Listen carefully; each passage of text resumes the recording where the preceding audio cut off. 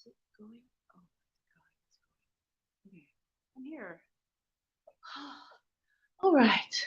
Good day, everybody. I am so sorry that I am 4 hours and 10 minutes late. Oh my God. I had a good birthday. A great at the Secret Knock in Las Vegas, Nevada. I'm usually broadcasting from California. I fell off the table. I'm just on the table in my hotel room, and you can't see me because I'm. Oh my God. Okay, I'm trying to. We'll do it like this. I wanted a nice background, but I'm not going to get it. I set up the book. Set up the book on top of a coffee maker, and this is a book by Victoria Rader. I'm trying to find something to set it on. Hold on. I think I could set it on some cups if I drink up this coffee. My name is Ying Yang, with Morsels of a Thought number 1351 today.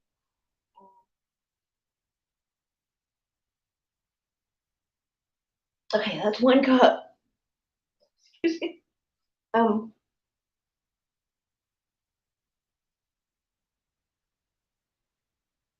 um, okay. This is going to be really messy because I just had to get them to give me a new coffee maker because the old one was doing crazy things. And this and see if it fits. It's precarious, but it's here. I'm precarious, but I'm here. Oh my God. Okay. Hi. You can't see a nice background right now because the background is over there and I'm over here. And I don't know if I can sit over there. I guess I could. The lower table.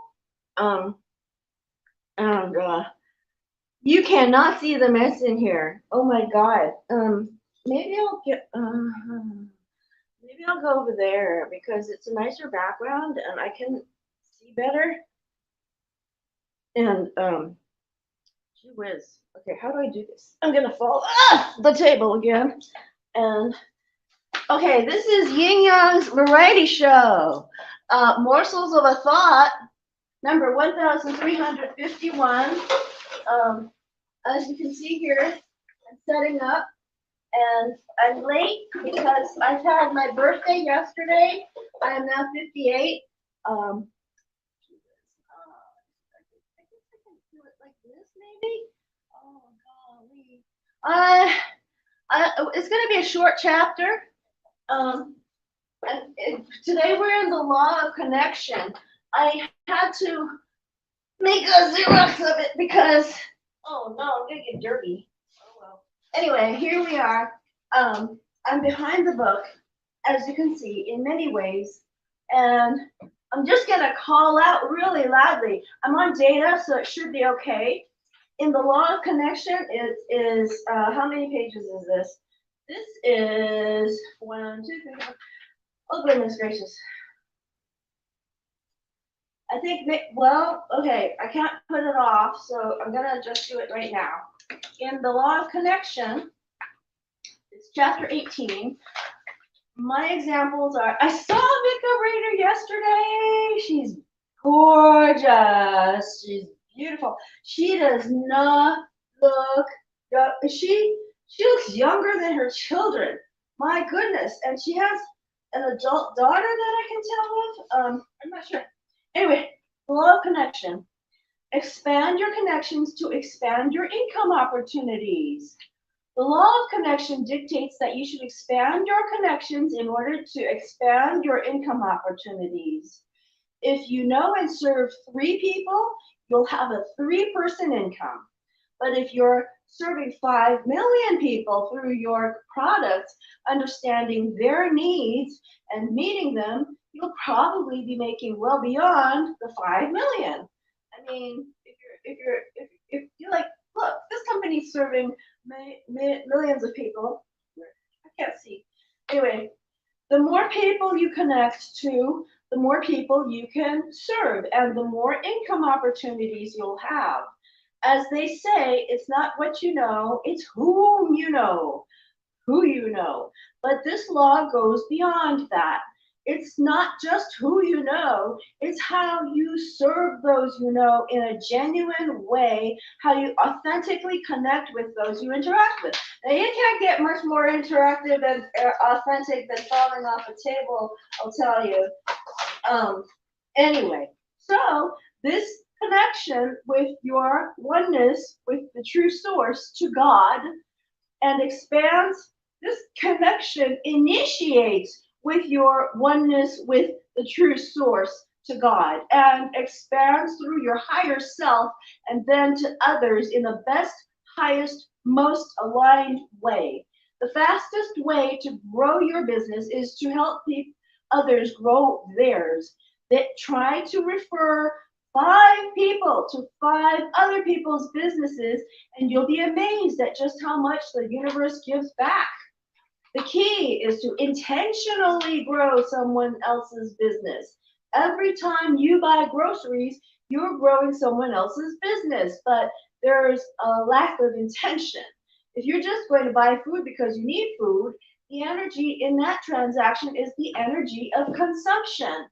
But if you're going to the grocery store with an attitude of gratitude that someone has worked on your behalf, you're making a connection.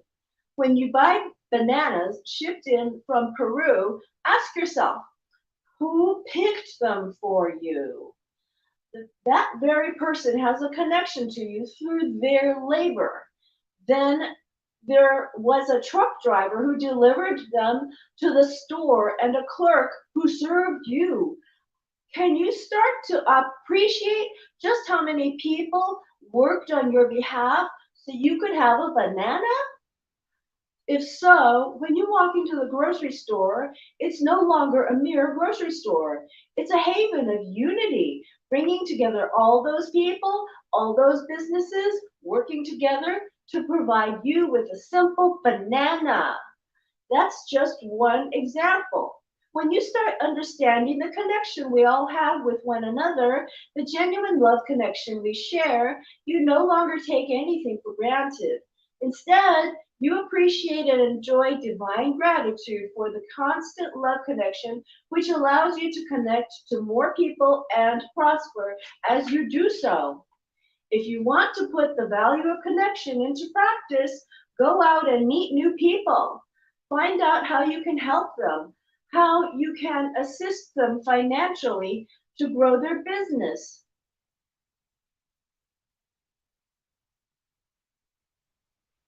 Business, how can you serve them? Then, whenever you benefit from another business, benefit with gratitude because when you spend money on them and you feel you received equal value in return, then that's all there is. You've left no room for the universe to give you anything back because you've neutralized the balance of energy. But when you pay for something and you're so grateful for the value it brings you, you open the door of abundance because you're connecting to that energy through the gratitude of having it in your life. That in turn will open up multiple ways for you to benefit. I want to take a moment to examine the word benefit because I've noticed that this is another trigger for some people. Some of us don't know how to benefit without fear of taking advantage of someone else. We get into a mindset of if I benefit, someone else has to lose out. Instead, you should recognize that it's possible to benefit in a way that benefits everyone. When I was a child, I was painfully shy, so much so that when I was 11, I had no friends. My mom and dad were encouraging me to come out of my shell and build connections. Even though I'm nowhere near as shy now, this is Vika Rader talking. Even though I'm nowhere near as shy now, that feeling has never completely left me. Being an introvert, a part of me, Vika, always wants to be left alone. I honor that part of me recharging via quiet alone time. That is how I am wired. However, However confident and publicly engaged I become, there's always a part of me that is introverted. That is why I always seek out those who are feeling isolated and reach out to them. It takes courage, but I find that courage every day, even though it's not comfortable for me, I don't think it'll ever be comfortable for me to reach out to people, but I understand how important that connection is. Since I used to be someone who wouldn't reach out in the past, nobody reached out to me. It's only when I started making the effort that I began to feel that effort being reciprocated. The more confident you can be, the more you allow love to shine through you, building compassion and understanding what it's like to live in your little shell, desperately waiting for someone to come and say, hey, is there anything I can do for you? Heck, I'll just do it. Becoming a connector is a compassionate way to invite in the flow of abundance, no matter how uncomfortable it might be for you. And trust me, I know how uncomfortable it can be, but it's so, so rewarding. Many years ago, I was sitting in a temple in what's known as a celestial room. This is a quiet room where you sit in contemplation and prayer. It's a place for you to create a special sacred atmosphere within yourself. I could hear a woman crying very quietly, and I felt a prompting to go and give her a hug. My immediate reaction was that I didn't know this person, so it wouldn't be appropriate. I was thinking those thoughts even even while I was walking over to her. As I reached her side, I said, look, I know you may not feel Christ or angels or even God attempting to give you a physical hug right now, but I'm here and I would love to give you a hug as your earthly messenger. She held on to me, thanking me and allowing me to comfort her. I have never seen that lady again, but she will always have a place in my heart.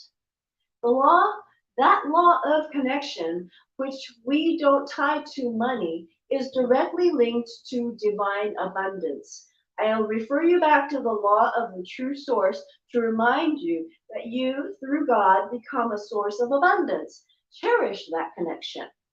When you contribute these two laws, when you combine these two laws, when you connect with people with an intent to genuinely allow for them to heal and prosper, you are triggering the universal mechanisms that open the gates of abundance for you. And then I'm going to see Dick's name. Oh, it's up here. Okay. Action steps. Number 1 of 3. Who do you know that needs to hear from you today? Reconnect with them by sending them a note or an email. Simply remind them that they matter to you. Connect for the sake of pure, loving connection. Notice how your love and care for them deepens your connection to your Creator. Number 2, which one of your friends is running a small business? Help their abundance grow by purchasing one of their small or entry-level products to support and create abundance for them. Build a deeper connection by adding to their prosperity. Any sales in a small business to any sales in a small business builds momentum to more sales and connections with more customers. Start that connection momentum for them. Meet a new person today. Number 3, meet a new person today and find out what their hobbies and passions are. See whether you can connect them with someone so both can benefit. Connect the two, opening the doors of abundance for all. Finding someone who needs your help has become very easy with social media. Ask yourself, who do you know that could benefit from their services and share that information? Um, there was one day when I was in college 30 years ago or 40 years ago when a woman that I was renting a room to, I was subletting my room to her, she said to me, keep an ear open for a moped. I need to buy a scooter moped so that I can get around by myself. And she had one leg that was very difficult to use. So I went home to my dorm where I was actually staying in my dorm. and I was subletting that extra room to her that I still had the lease on. I sat down to dinner, and I happened to have dinner with a different neighbor than usual, and she was from downstairs, and she was a year younger. And she was saying, "Oh, my parents want me to sell my moped because they think it's too dangerous for me to ride around in." I said, "What?" I said, I know somebody who wants to buy one. And so I connected them, and that they made a transaction between them. No one in my life before that day or since that day has asked me to keep an ear open for a moped. And no one before that day or since that day has ever asked me to help them sell a moped. Can you believe that? And I thought, I wonder how that happened. But now I'm understanding that there is a true set of laws, the universal laws that we have in connection. And this is exactly what Victoria Rader is saying. So here's our activation. Activation for this chapter, the law of connection. Read the activation below out loud and then close your eyes to feel a gentle shift. This activation is great when you feel lonely or disconnected. Read it and reach out to someone instead of waiting to see the connection become one. I really, really need a sip of water right now. I'm going to cough. I think that saved it. Okay. Now, I now understand, practice, and live the law of connection. I am aware of my constant connection to my Creator, the source of all of my abundance. I am connected to my inner voice, my truth, and my values. It is easy for me to communicate with and connect with others. I connect with ease, creating abundance and prosperity for all. I am a great connector. I got this. I am me. Well, that's a secret knock, which I've come to because of a young man named Dr. Duxi Wong, Buong. He challenged me to challenge the whole group to do daily lives. And since that day I started on January 2nd, 2021. I've been doing it since that day consecutively, no missed days. I may oversleep like I did today. Oh, I'm so sorry. And I could only put it on Facebook, and then not just that, but StreamYard lost my connection to my other Facebook account. So right now I'm only doing StreamYard to YouTube. And on YouTube, I couldn't tell people why I was late, how I was late, what time I was going to come back. And 4 hours later, so 4 hours and 10 minutes later, I made it. But I do these lives. Today was 1,351. I inspire people to have a great day, I hope. And these morsels of a thought are meant to be thoughts of wisdom. Wisdom, according to a fortune cookie I got, is knowing the right things to do. Knowledge of the right things to do is wisdom, but plain knowledge is not necessarily wisdom. Wisdom is like, knowledge is like information. Information is like grains of sand. Wisdom is like sculpted glass. Okay, so when we do wisdom, that's virtue. That's what the fortune cookie said many years ago. So when we do what we have in our wisdom, that is virtue. And if we all go inspire, Yin Yang inspires you. Yin Yang inspires you to have a great day. You get a morsel of a thought of wisdom. Hopefully you go and do it, which is virtue, and then we can make the whole world more virtuous. Okay, old Kinderhook, who was a virtuous man. Bye. Old Kinderhook.